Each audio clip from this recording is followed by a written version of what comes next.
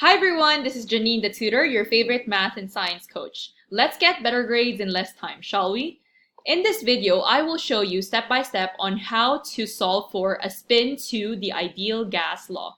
So let's dive deeper into this question. So you have a gas with a density of 0.086 grams per liter at 1.1 bar and 40 degrees Celsius. Now what is its molar mass? Because typically when you think of the ideal gas law, you think about PV is equal to nRT. And I think everyone knows that by now.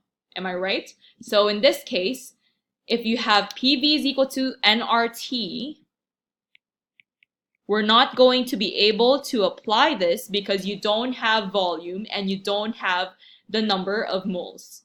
Therefore, we're going to use pressure times the molar mass, which is equal to density times R times T.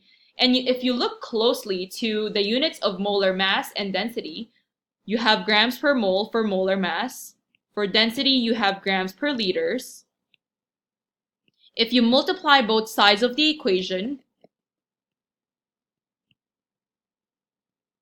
by liters times mole, you end up with P times grams times liters, which is equal to grams times mole times R times T. And the reason for that is because your moles will cancel out. Your liters will cancel out. And therefore, because both sides of your equation have grams, therefore you can cancel both out. And you end up with PV is equal to nRT again. And that's why we can use pressure times the molar mass, which is equal to the density times the gas constant times temperature. And because we know that PV is equal to nRT is in Kelvin for temperature, this would be the same. So therefore, you would have to convert 40 degrees Celsius into Kelvin. So you need to add 273.15 Kelvin. So after adding 273.15 Kelvin, you end up with 313.15 Kelvin.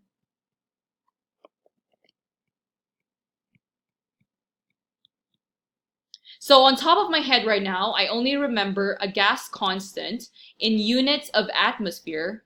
Therefore, I must convert this into atmosphere to make sure the units are consistent.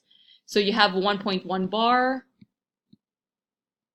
We know that for every 1 bar, that's 0.987 atmosphere. And as a result, you would get 1.0857 atmosphere.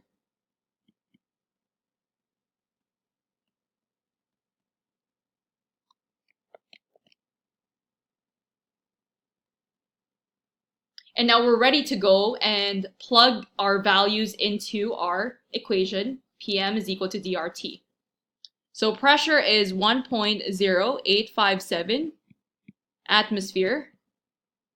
Your molar mass is what we're looking for, and that's equal to density, which is 0.086 grams per liter, times the gas constant R,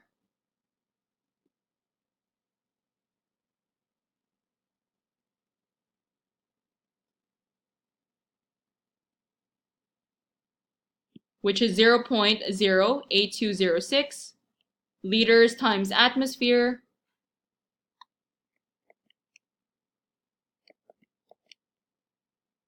over Kelvin mole, times your temperature, which is 313.15 Kelvin. And as a result, when you solve for the molar mass, so you would plug this into your calculator and say 0.086 times 0.08206 times 313.15 divided by 1.0857. This would give you 2 grams per mole.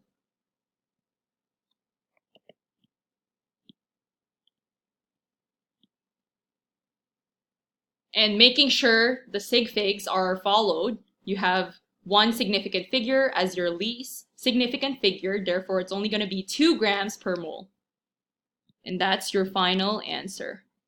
So now moving on to part B, it says what are the molecular formula and the identity of the gas? So we know that if it's a gas, it could be a diatomic gas. And we know that hydrogen, for one atom of hydrogen, that's 1 gram per mole. Therefore, we can say that the identity of the gas is most likely going to be dihydrogen gas. That's it for now, guys. I hope this clarified everything, and I'll see you on my next class. Again, this is Janine the Tutor. Bye, guys!